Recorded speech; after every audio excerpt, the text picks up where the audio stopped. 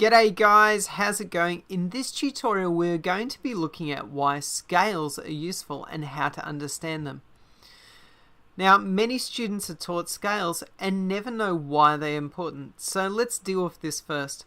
A scale is the specific ingredients needed to make a specific genre of music. An example of this is you need a blues scale to create a song that sounds like the blues. The same as you need eggs to make an omelette.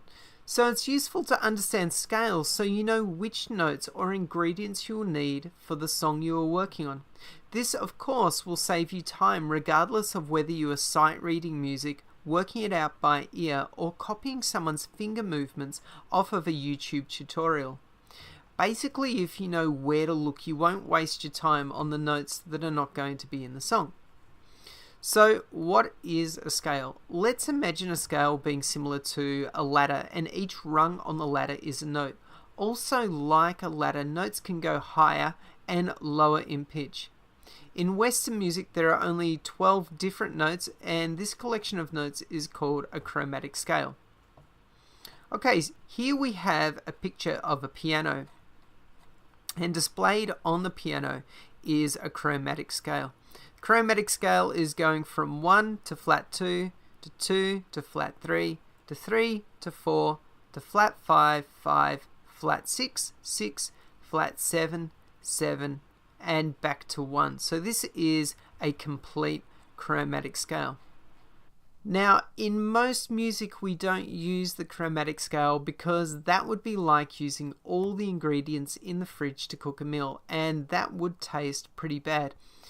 Although it is important to understand a chromatic scale as all scales are taken from this scale. And like any recipe you plan to cook, it will only use some of the ingredients in your fridge.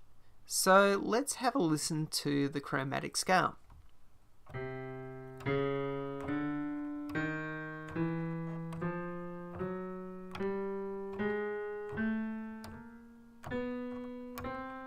Okay, that's a lot of notes.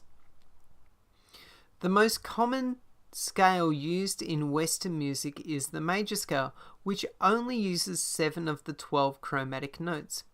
Above me here is a pattern of the major scale, once again represented as numbers. Let's quickly go through it. So we start off with 1, then 2, 3, 4, 5, 6 and 7 and then back to 1 where the pattern would repeat again. Okay, it is important to understand that all major scales follow the same pattern of notes played and notes that are not. An easy way to memorize this pattern is all the notes have a space in between except for the notes 3 and 4 and 7 and 1 which are together. Let's have a quick look at that. So we can see 1 and 2 have a black note in between, 2 and 3 have a black note in between, 3 and 4 are together, 4 and 5 have a black note in between, 5 and 6 black note in between, 6 and 7 have a black note in between, and 7 and 1 are together. Okay, so let's have a listen to the major scale and see how it sounds.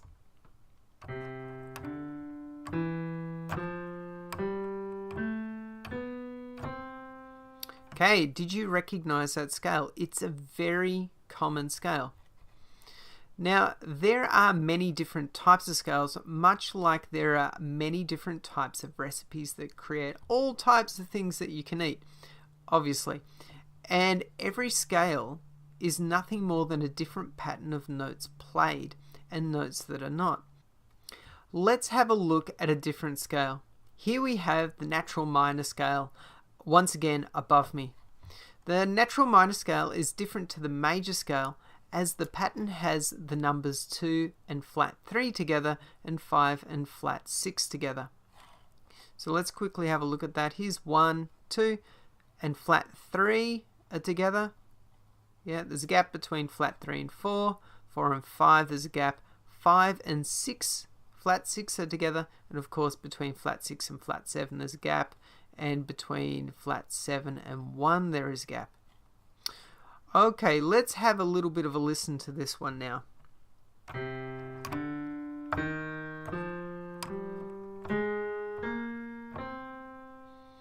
Okay, can you hear that it sounds a little darker compared to the major scale? Now, if you'd like to look at a few more scales, you'll find that I've left a couple in the description below. So, what has been your experience with scales, and did you know that all major scales follow the same pattern? This can be a totally useful revelation.